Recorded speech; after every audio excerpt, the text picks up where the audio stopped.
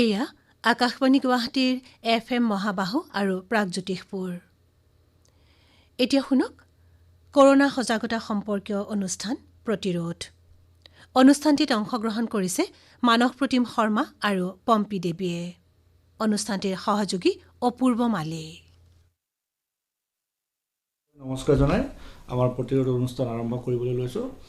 পম্পী, প্ৰথমে আমি আজি অসমৰ তথ্যৰ পৰা অনুষ্ঠান আৰম্ভ কৰোঁ। হয়, কিছু সময়ৰ আগতে স্বাস্থ্যমন্ত্ৰী ডক্টৰ হিমন্ত বিশ্ব শৰ্মা ডাঙৰীয়াই টুইটাৰ যোগে প্ৰকাশ কৰিছে যে নতুনকৈ 7জন লোক কৰোনা ভাইৰাছৰ দ্বাৰা সংক্ৰমিত হৈছে অসমত, আৰু এই উদ্বেগজনক তথ্য আমি লাভ কৰিছোঁ টুইটাৰ যোগে। আৰু এই 7জন ব্যক্তিৰ ভিতৰত মুম্বাইৰ পৰা যি বাছেৰে অসমলৈ আহিছিল, তাতে কৰ্কট ৰোগীও আছিল আৰু হাৰ্টৰ পেচেণ্টো আছিল, আৰু তাত কেইবাগৰাকীও ৰোগীৰ লগত থকা এটেণ্ডেণ্টো আছিল। হয়, আৰু অসমৰ মানে টুইটাৰৰ পৰা এইটো বুজিছোঁ ইয়াত অসমৰ ৰোগী নহয়, তেওঁলোক বাহিৰৰ পৰা বাছেৰে আহিছিলে। বাছেৰে আহি সেই বাছৰ ভিতৰতে তেখেতসকলক কোৱাৰেণ্টাইন চেণ্টাৰত ৰাখিছে, আৰু যেতিয়া তেওঁলোকৰ টেষ্ট কৰে, পৰীক্ষা কৰে, তেতিয়া তেওঁলোকক পজিটিভ পায়। ইয়াৰে 3জন কৰ্কট ৰোগী, তেওঁলোকৰ নামকেইটা হ'ল মনোৰঞ্জন সাহা, প্ৰদীপ কুমাৰ বনিয়া আৰু গোপীন্দ্ৰ চন্দ্ৰ মালাকাৰ। আৰু হাৰ্টৰ এজন শিশু হাৰ্টৰ পেচেণ্ট যি, সেই শিশুটিও আক্ৰান্ত হৈছে। শিশুটিৰ বয়স 13 বছৰ, সেই নামটো প্ৰকাশ কৰা নাই স্বাস্থ্যমন্ত্ৰীগৰাকীয়ে। আৰু ৰোগীৰ লগত থকা 3জন ব্যক্তিও আক্ৰান্ত হৈছে। তেওঁলোক হ'ল পি বাসুদেৱ পাটোৱাৰী, নীলকান্ত ডেকা, নীলকান্ত দেৱ আৰু মীনাৰাণী বনিয়া। এই তথ্য আমাৰ অসমৰ স্বাস্থ্যমন্ত্ৰীয়ে টুইটাৰ যোগে দিছে। এই নামসমূহ অসমৰ স্বাস্থ্যমন্ত্ৰীৰ টুইটাৰৰ পৰা আমি লাভ কৰিছোঁ। আৰু ইয়াকে লৈ বৰ্তমান অসমত COVID-19ত আক্ৰান্ত চিকিৎসাধীন লোকৰ সংখ্যা 44 জনলৈ বৃদ্ধি পাইছে। আৰু বৰ উদ্বেগজনক তথ্য এইটো।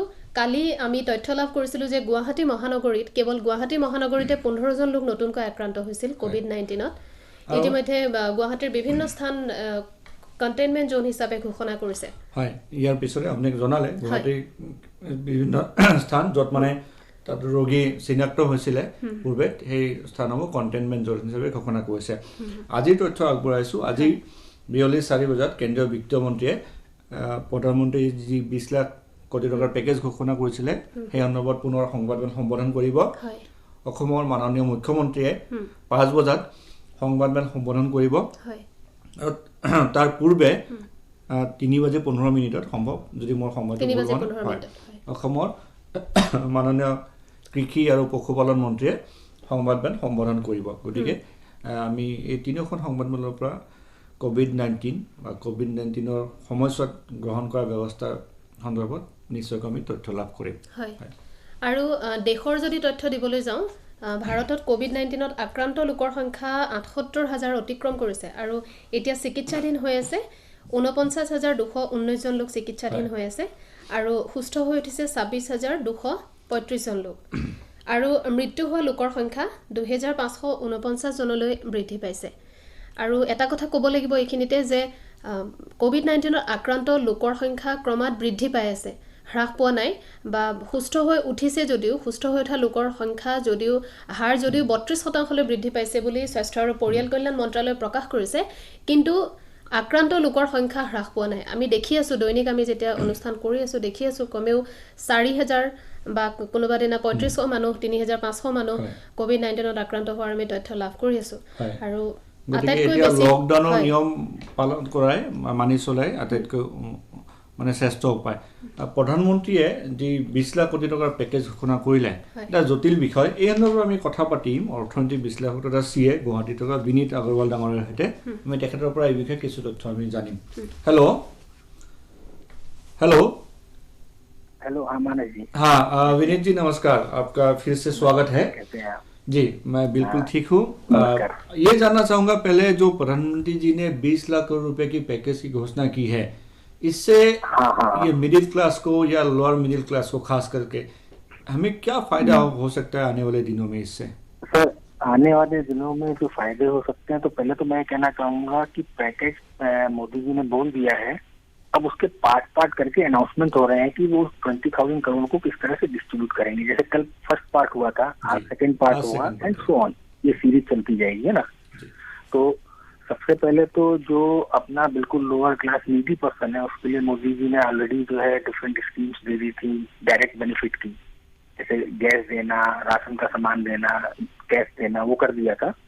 अभी जो फर्स्ट 5 महीनों में कल दिया था, इन्होंने बेस करा इस समय मिडिल क्लास एंड एमएसएमई के लिए, कि जो भी आदमी अपना कुछ करना चाहता है लोकल, जो मेरी एक बात थी ना कि लोकल की, हम लोग को सब लोकल का ही परचेज करना चाहिए जी। जो आदमी लोकल में प्रोडक्शन करके लोकल में सेल करना चाहता है, ये उसके सपोर्ट के लिए कल उन्होंने अनाउंस करा है ना। तो उसमें मेन एमएसएमई आ गए सारे, medium small and micro enterprise, है ना। तो इसमें मीडियम माइक्रो एंटरप्राइज में जो है, इसमें सबसे बड़ी चीज ये है कि इसमें मैन्युफैक्चरिंग के साथ साथ सारी सर्विसेज भी कवर होती हैं, जो लोगों को मालूम नहीं है शायद, बहुत से लोगों को, कि इसमें जो छोटे छोटे सर्विस प्रोवाइडर है, लाइक कोई टैक्स कंसल्टेंट है, कोई रेस्टोरेंट है, तो सारे इसमें कवर होते हैं, है ना जी। तो इसके बाद में लोगों को जो एमएसएमई का पेमेंट होता है वो 45 डेज के अंदर करना होता है। तो फर्स्ट ऑफ ऑल इन्होंने कल जो अनाउंसमेंट करे, हम लोग एक बार उस पर डिस्कस कर लेते हैं। तो सबसे पहले कल इन्होंने जो अनाउंसमेंट करा है, जिसमें इन्होंने बोला है कि 3 लाख करोड़ रुपीज जो है एमएसएमई को हम लोग देंगे। उन लोगों को जिनका आउटस्टैंडिंग लोन है उनको हम 20% फर्दर देंगे, और उसमें 1 साल का मॉरेटोरियम भी देंगे, और इंटरेस्ट रेट लोअर होगा। तो इससे लगभग 3 लाख एमएसएमई को फंड्स मिलेंगे, और वो फंड्स जब मूव होंगे पूरे इकोनॉमी में, तो अपने को बहुत सारे लोगों को एम्प्लॉयमेंट मिलेगा, और जो आज एम्प्लॉयमेंट का प्रॉब्लम मेन आने वाला है उसके लिए उन्होंने कर दिया है जी। इसी तरह उन्होंने जो स्ट्रेस्ड लोन है, जो ऑलरेडी एमएसएमई है, जिन लोगों ने लोन लिया हुआ है और उसमें उनको दिक्कत आ रही है पेमेंट करने में, उनके लिए भी उन्होंने एक स्कीम अनाउंस करी है 20,000 करोड़ की, जिससे कि वो लोग एक बार सर्वाइव कर सकें फिर से जी। और उसके बाद में जो नए एमएसएमई आएंगे, मीन लोकल में, जैसे मान लीजिए किसी को अगरबत्ती बनाना है, किसी को साबुन का छोटा सा लगाना है, क्योंकि हम लोग का सारा कंपटीशन जो है मल्टीनेशनल के साथ में है, हम लोकल्स का जी। कि हम लोग सारा लोकल का परचेज करें, और लोकल का जो परचेज हम लोग सारा करें उसके लिए लोकल्स की यूनिट लगानी होंगी। तो लोकल्स की यूनिट के लिए फंड्स चाहिए होंगे, जिसके लिए कल इन्होंने 50,000 करोड़ का फंड दिया है। आई थिंक इसमें कम से कम 20 लाख सीनियर्स लग सकते हैं छोटी छोटी चीजों के।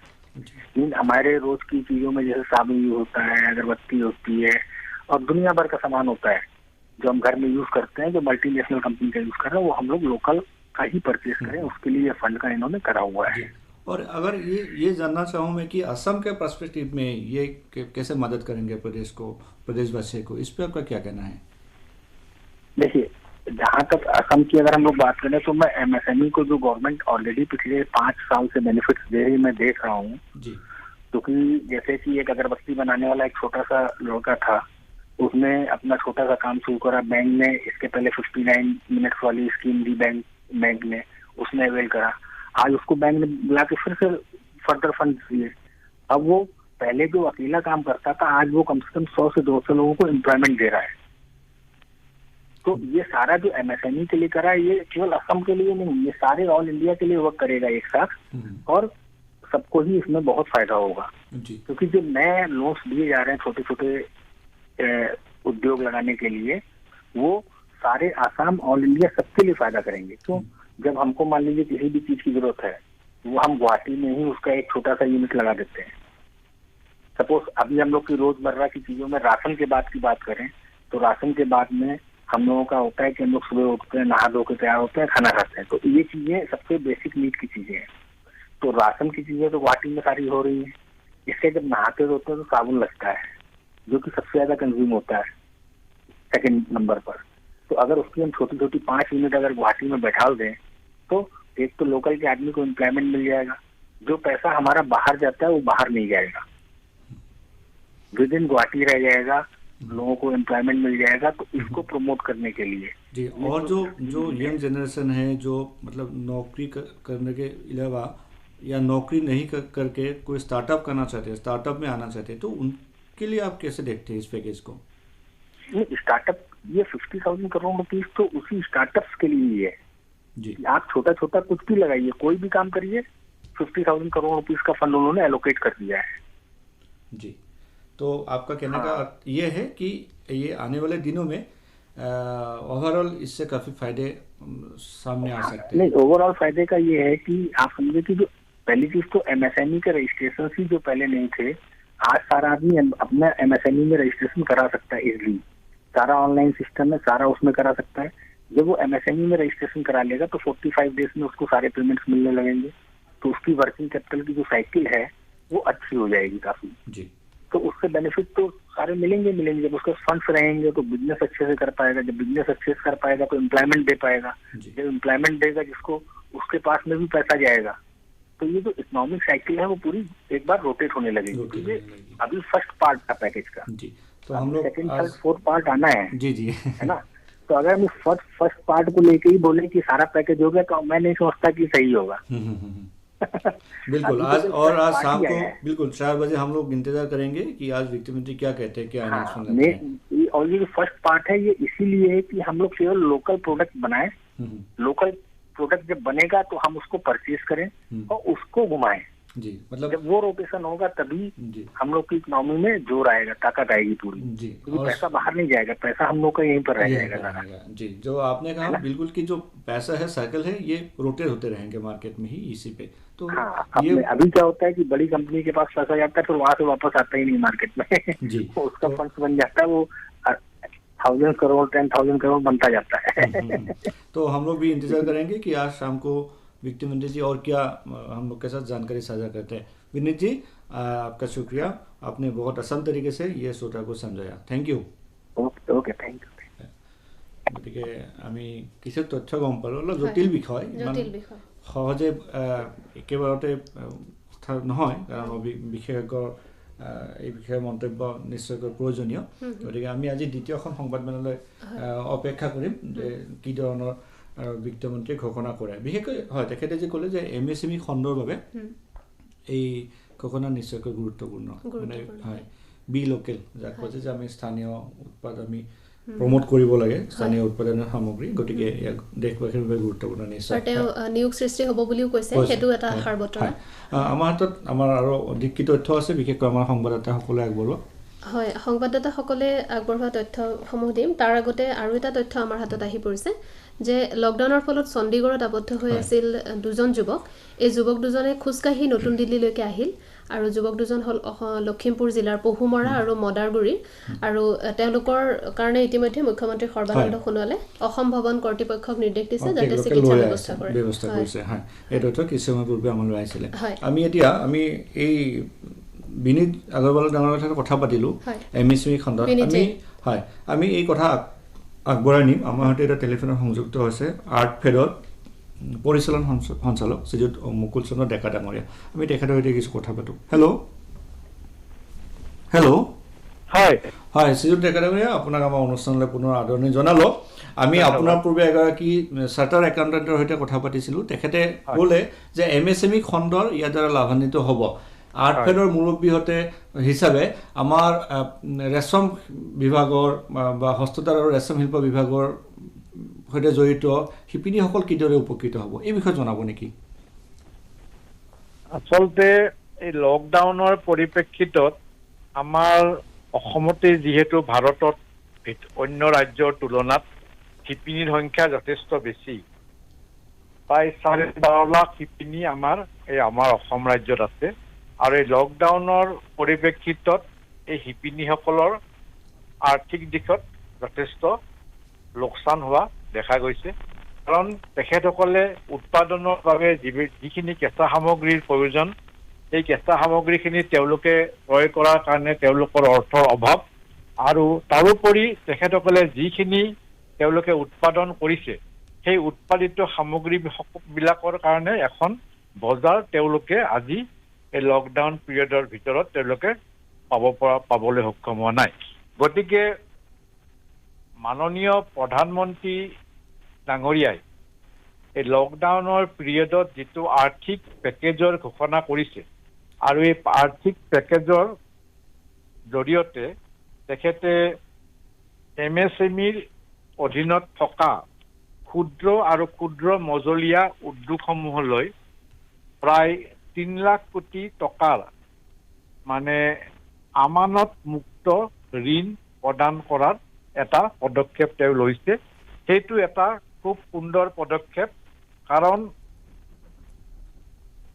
অৰ্থৰ অভাৱত যদি কেঁচা সামগ্ৰী ক্ৰয় কৰিব নোৱাৰে তেতিয়াহ'লে উৎপাদনৰ কথাটো তেওঁলোকৰ ক্ষেত্ৰত নাহে গতিকে এনেধৰণৰ ঋণৰ জৰিয়তে আমাৰ অসম চৰকাৰেও ৰেহাই মূল্যত বিভিন্ন ধৰণৰ সূতা শিপিনীসকললৈ আগবঢ়োৱাৰ এটা আঁচনি লৈছে আৰু এই আঁচনিৰ পৰা তেওঁলোকে যদি কিছু ঋণ অসম বা ভাৰত চৰকাৰৰ পৰা MSMEৰ জৰিয়তে লাভ কৰিব পাৰে তেতিয়াহ'লে তেওঁলোকৰ প্ৰয়োজনীয় যিখিনি কেঁচা সামগ্ৰী সেইখিনি ক্ৰয় কৰি তেখেতসকলে আগৰ নিচিনাকৈ পুনৰ উৎপাদনৰ কামত ব্ৰতী হ'ব পাৰিব আৰু ভাৰত চৰকাৰে যি এটা সুন্দৰ পদক্ষেপ লৈছে আমাৰ প্ৰধানমন্ত্ৰী মাননীয় নৰেন্দ্ৰ মোদী ডাঙৰীয়াই কৈছে যে লোকেলটো আমি ভোকেল কৰিব লাগে কাৰণ আমাৰ ভাৰতত যিখিনি উৎপাদিত সামগ্ৰী সেইখিনি আমাৰ ভাৰতৰ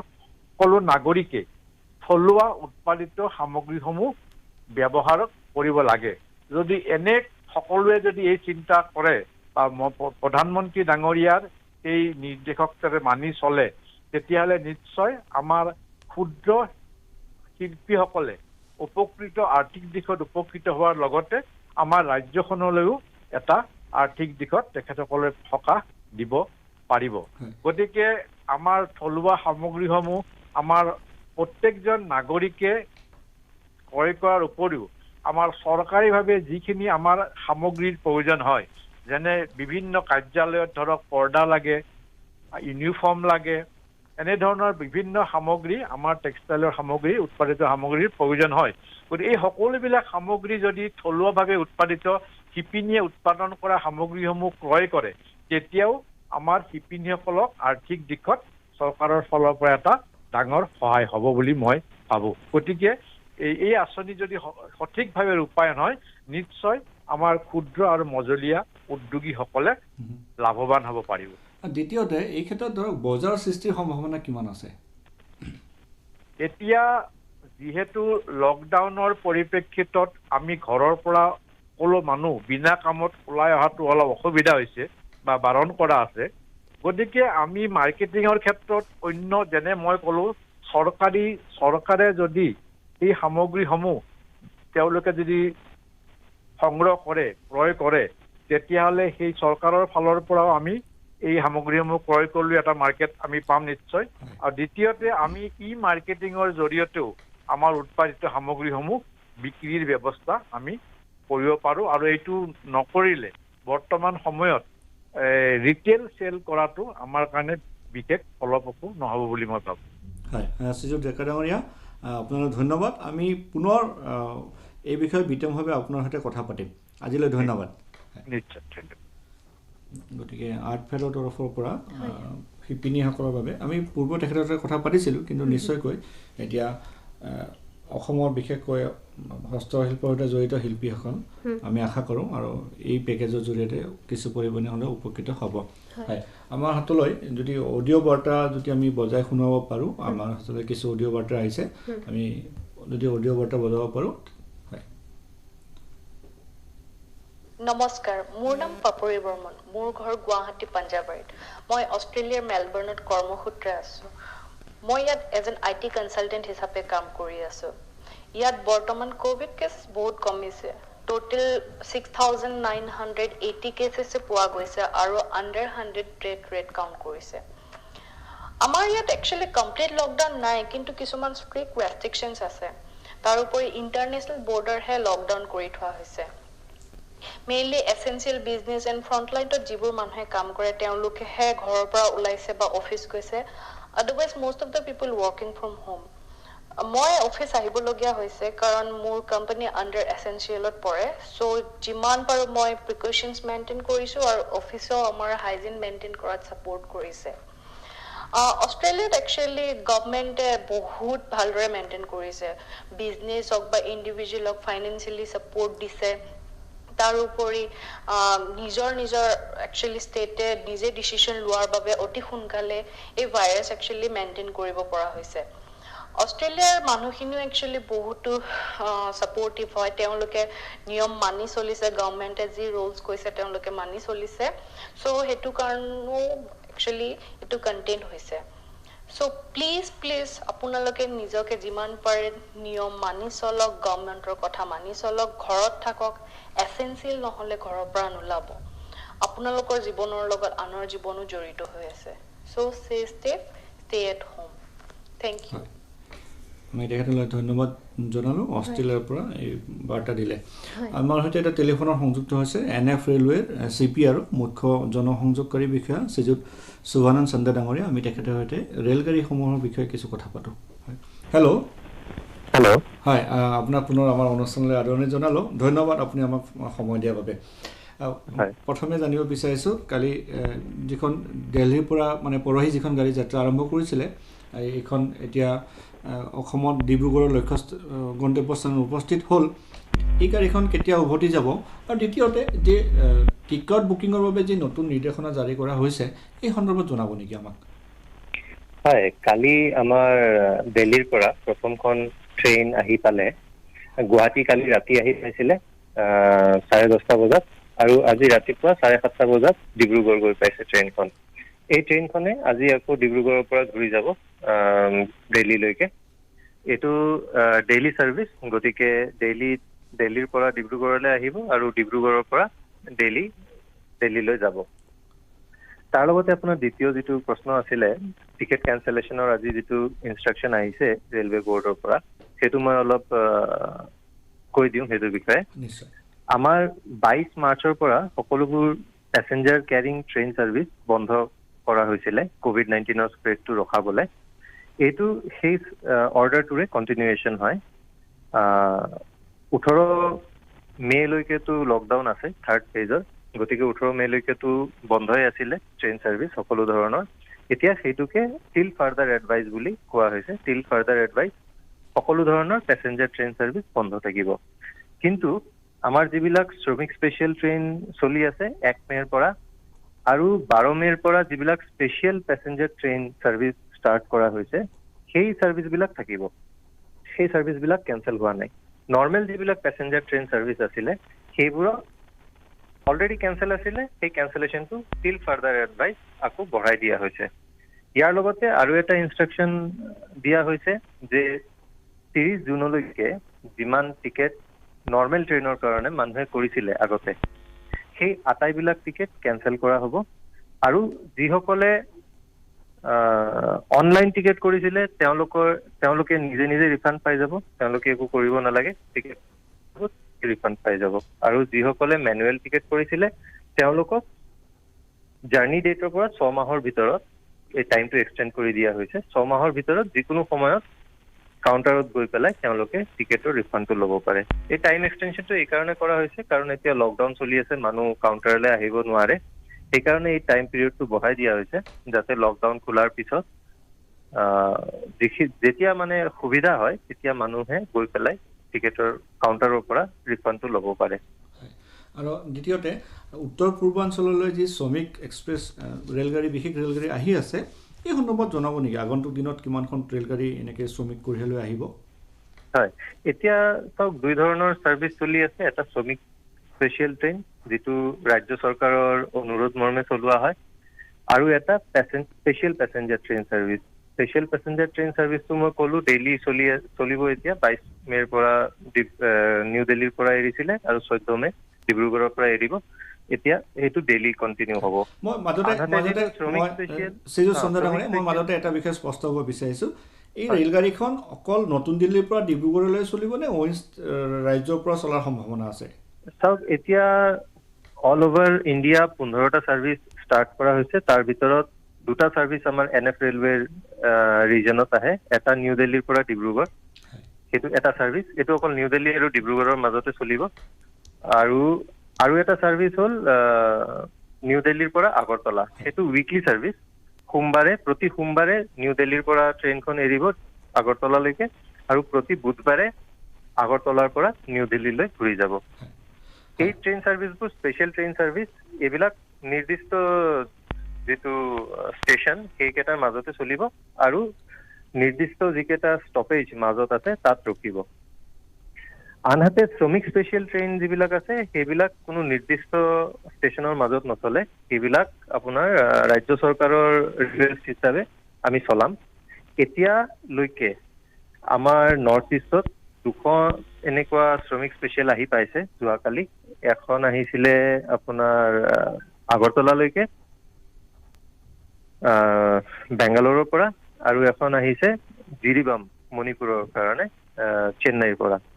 এতিয়া এখন আমাৰ অসমৰ কাৰণেও আহি আছে, এইখন অহাকালি আহি পাব 14 তাৰিখে। 12 তাৰিখে চেন্নাইৰ পৰা এৰিছে, 14 তাৰিখে আহি অসমলৈ পাব। আৰু এখন ট্ৰেইন আহি আছে মিজোৰামৰ কাৰণে ভৈৰৱী, সেইখন 15 তাৰিখে আহি পাব। অসমৰ ট্ৰেইনখন কলৈ আহিব? আছে হয়, অসমৰ ট্ৰেইনখন গুৱাহাটীলৈকে আহিব? অসমৰ গুৱাহাটীলৈ আহিব, অসমৰ ট্ৰেইনখন গুৱাহাটীলৈ আহিব। মানে অসমৰ বাবে সদ্যহতে এই দুখন সদ্যহতে শ্ৰমিক স্পেচিয়েল ট্ৰেইন এখন আছে, যিখন এই চেন্নাইৰ পৰা গুৱাহাটীলৈ আহি আছে, আৰু স্পেচিয়েল ট্ৰেইন ছাৰ্ভিচ যিখন নিউ দিল্লী আৰু ডিব্ৰুগড়ৰ মাজত চলিছে, সেই এখন ডেইলি চলিব। হয়, আৰু শেষত যিখন স্পেচিয়েল ট্ৰেইন চলি আছে তাত টিকট কিনাৰ বাবে বা টিকট বুক কৰাৰ বাবে IRCTC ৱেবছাইটটো একমাত্ৰ সম্বল নে অইন কিবা আৰু ব্যৱস্থা আপোনালোকে তাৰ লগত? নাই, তাত টিকেট বুকিং কৰিবৰ কাৰণে IRCTC ৱেবছাইটৰ পৰাই কৰিব লাগিব। হয়, অনলাইন বুকিঙে কৰিব পাৰিব। হয়, ধন্যবাদ শ্ৰী সঞ্জয় ডাঙৰীয়া, আপুনি গুৰুত্বপূৰ্ণ তথ্য আমাৰ ওচৰতে আগবঢ়ালে। কাইলৈ গুৱাহাটী ট্ৰেইনখন সুকলমে আহি পোৱাৰ পিছত আমি এই বিষয়ে অধিক আপোনাৰ সৈতে বিতংভাৱে কথা পাতিম। ধন্যবাদ। ধন্যবাদ। হয়, বৰ গুৰুত্বপূৰ্ণ তথ্য তেওঁ আমাক জনালে। এখন শ্ৰমিক স্পেচিয়েল ৰেলগাড়ী আহি আছে বুলি কৈছে, কাইলৈ আহি পাব সেইখন গুৱাহাটীত। হয়, এখন অসম চৰকাৰৰ অনুৰোধ মতে এই ৰেলগাড়ীখন আহি পাব। আৰু তেখেতে এই বিষয়টো ক'লে যে নতুন দিল্লী আৰু ডিব্ৰুগড়ৰ মাজত যিখন ৰেল চলাচল আৰম্ভ কৰিছে সেইখন নিয়মীয়া হ'ব, মানে এই সময়ছোৱাত নিয়মীয়াকৈ এইখন চলি থাকিব। এবাৰ নতুন দিল্লীৰ পৰা আহিব, এবাৰ ডিব্ৰুগড়ৰ পৰা যাব। এই বিষয়ে আমাৰ স্থানীয় সংবাদদাতাসকলে কি তথ্য আগবঢ়াইছে? স্থানীয় সংবাদদাতা আমাৰ ধেমাজিৰ সংবাদদাতাই জনাইছে, আজি ৰেলখনৰ কথা ইতিমধ্যে তেওঁ কৈছে, ডিব্ৰুগড় আহি পোৱা ৰেলখন।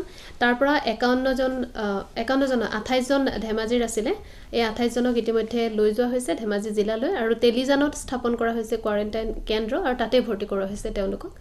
আৰু হাইলাকান্দিৰ পৰা আমাৰ সংবাদদাতাই জনাইছে যে বিভিন্ন আত্মসহায়ক গোটে আজি চহৰৰ বিভিন্ন স্থানত মাস্ক আৰু চাবোন বিতৰণ কৰিছে ৰাইজৰ মাজত, পথচাৰীৰ মাজত। আৰু এইখিনিতে মই এটা আমাৰ অনুষ্ঠান সম্পৰ্কীয় এটা তথ্য দিব বিচাৰিছোঁ। আজি নিশা 9:30 বজাত অভিমত অনুষ্ঠানত সৰ্বশিক্ষা অভিযান অসমৰ অভিযান সঞ্চালক বি কল্যাণ চক্ৰৱৰ্তীৰ সৈতে এটা সাক্ষাৎকাৰ প্ৰচাৰ কৰা হ'ব, আৰু ইয়াত বিশেষকৈ COVID-19 আৰু শিক্ষা বিভাগে গ্ৰহণ কৰা ব্যৱস্থা সন্দৰ্ভত প্ৰচাৰ কৰা হ'ব। গতিকে শ্ৰোতাসকলে শুনিবলৈ নাপাহৰিব আজি নিশা 9:30 বজাত। হয়, আমি পুনৰ কওঁ যে আজি বিয়লি 4 বজাত কেন্দ্ৰীয় বিত্তমন্ত্ৰীৰ সংবাদমেল আছে, 5 বজাত অসমৰ মুখ্যমন্ত্ৰীৰ সংবাদমেল আছে, আৰু তাৰ পূৰ্বে অসমৰ কৃষি আৰু পশুপালন মন্ত্ৰীৰ সংবাদমেল আছে। আমাৰ আজি সময় শেষ হ'ল, কাইলৈ আমি একেই সময়তে প্ৰতিৰোধ অনুষ্ঠান লৈ শ্ৰোতাসকলৰ মাজত উপস্থিত হ'ম। গতিকে তেতিয়ালৈকে ঘৰতে থাকক, সুৰক্ষিত থাকক, শুদ্ধ আৰু শেহতীয়া তথ্যৰ বাবে আকাশবাণী শুনি থাকক। নমস্কাৰ। কৰোনা সজাগতা সম্পৰ্কীয় অনুষ্ঠান প্ৰতিৰোধ শুনিলে। ইয়াত অংশগ্ৰহণ কৰিলে মানস প্ৰতিম শৰ্মা আৰু পম্পী দেৱীয়ে, সহযোগ কৰিলে অপূৰ্ব মালিয়ে। এয়া আকাশবাণী গুৱাহাটীৰ FM মহাবাহু আৰু প্ৰাগজ্যোতিষপুৰ।